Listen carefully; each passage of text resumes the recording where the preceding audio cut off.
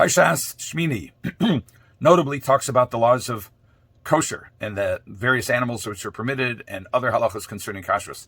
It also talks about a troubling episode concerning the deaths of Nadav and Avihu, the sons of Aaron HaKohen. Now first let's talk about who they were.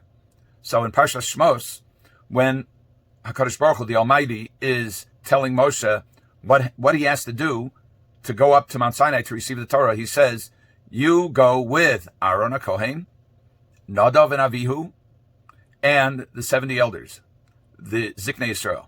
So Nadav and Avihu are in a very select group. They're people who are appear to be appropriate for accompanying Moshe partway up Har Sinai as he goes up to receive the Torah. And then describing their experience, it says, Vayal Moshe v'Aaron Nadav v'Avihu v'shivim b'Ziknei Yisrael. This is in Shmos Chaf Daled Tes 24:9 and subsequent verses. It says, so Moshe and Aaron and Nadav and Avihu and the 70 elders went up, and then it describes their subjective experience. It says, Vayiru es Elokei Yisrael. They saw God. Now they didn't see a physical being of God. We understand that God has no physical, corporeal manifestation, but they saw the glory of God. I don't know what it is. I can't describe it. I didn't see it. They did. It says, Tachas Raglav Kamase Livnas HaSapir. Under his feet was the likeness of sapphire brickwork, and it was like the essence, Ke'etzem Hashemayim Latohar. This was a very profound spiritual vision. And then it says, Vel Atzilei B'nei Yisrael Lo Shalach Yodom, and God did not stretch out his hand to the great ones of Israel. Vayechazu es ha'elokim vayochlu vayishtu. They saw God, they ate and drank. Now some view that eating and drinking in a favorable light, and others say it was a coarse behavior.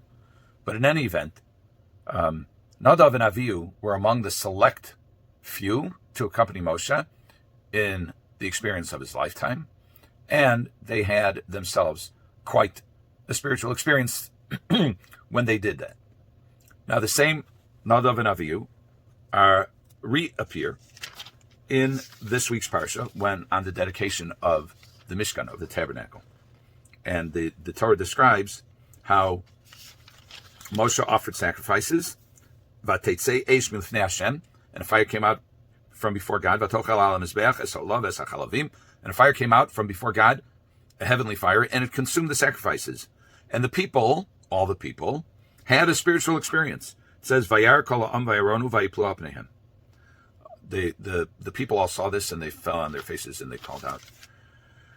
And now that's the setup for what Nadav and Avihu do. What did they do? Vayikru b'nei Aaron Nadav Avihu, the children, the sons of Aaron, Nadav and Avihu, took ish machtaso, each took an incense pan, a fire pan. Vayiknu vahen eish vaysimu lekataros. They put in it fire and incense.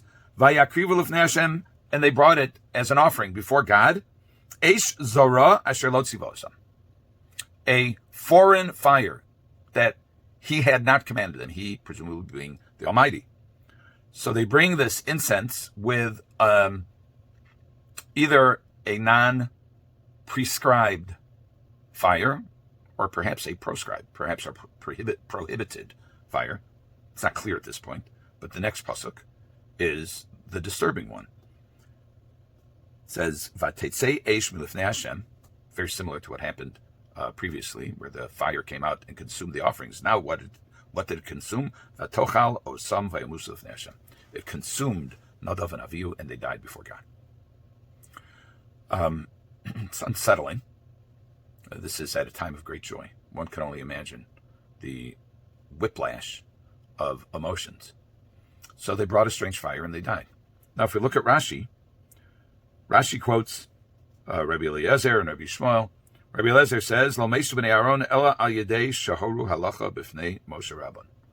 Nadav and Avihu died because they ruled on a halachic matter before Moshe, their master, their teacher. That's a curious observation. Although the pasuk, the verse, does not directly attribute the bringing of the foreign fire as the cause. It certainly is implicit from the juxtaposition.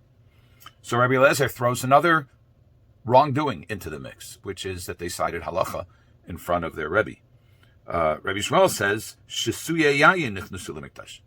that they had drunk wine before they entered the holy place, and his proof text for that is subsequently where Aaron is told that the Kohanim may not drink wine before their service. This, by the way, is why Duchanan, the priestly blessing, takes place we in Shachris and not at Mincha, because at Mincha people have already they've eaten. You're not allowed to eat anything substantial before you daven in the morning. In the afternoon, obviously, you are.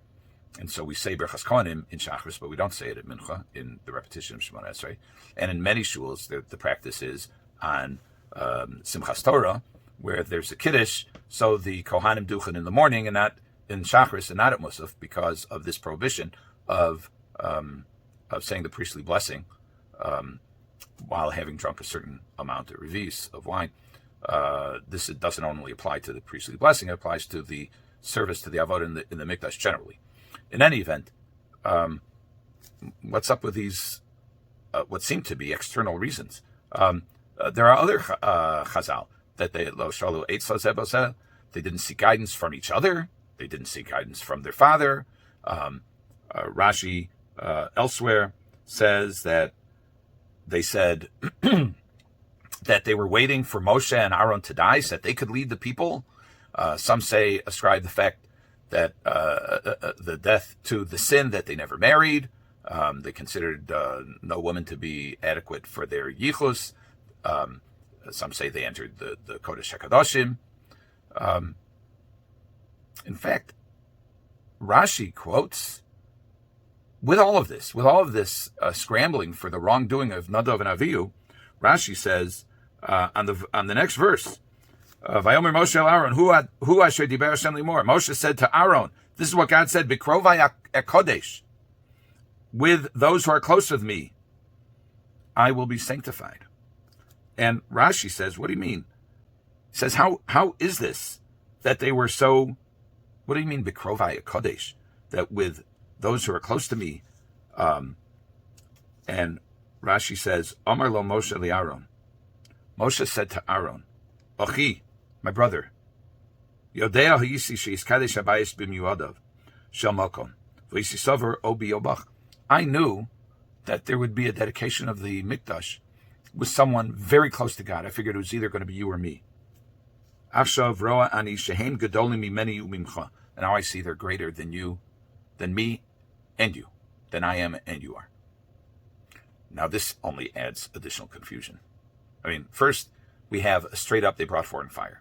Then we get a litany of wrongs that they've done. And then we get Moshe Rabbeinu saying that they're greater than Moshe and Aaron. We're going to add one more confusing chazal, which Rav Schwab quotes. And he says, quotes Toras Kohanim, where Moshe is introducing the service, the karbonos. And he says, Zeh hadavar asher tziva. This is in Tes Vav, in chapter 9, Pasuk Vav.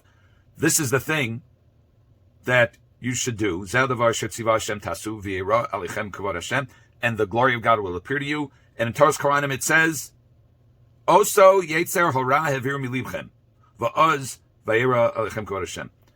This yetzer hora, this evil inclination, remove from your hearts, and then you'll see the glory of God. What is going on? What evil inclination is Moshe talking about? Why are we identifying all these inappropriate behaviors? And then Moshe is saying that Nadav and Avihu are actually greater than them. And Rav Schwab says there's a characteristic that threads through all of these, which is unbridled love. Nadav and Avihu just had to get close to God, no matter what.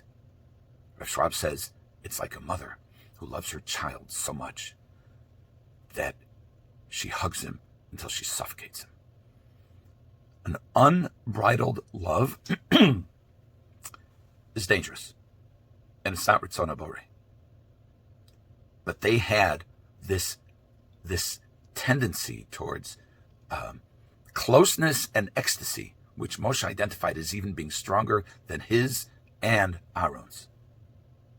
And all of these other factors that we've identified are reflections of the rules are for others, but I'm really close, and they don't apply to me. So they were excited to paskin halacha. So they paskin halacha in front of their Rebbe, and they were excited to do their avoda the way they thought it should be done. So they didn't ask each other, and they didn't ask their father. And they were impatient to lead because they wanted to be close. They wanted to lead the people in their way, not in the subdued way of Moshe and Aaron, but in ecstatic ways. They entered the Holy of Holies. They drank wine to get close. All of these things are poretz geder. They all reduce the barriers. There's one problem.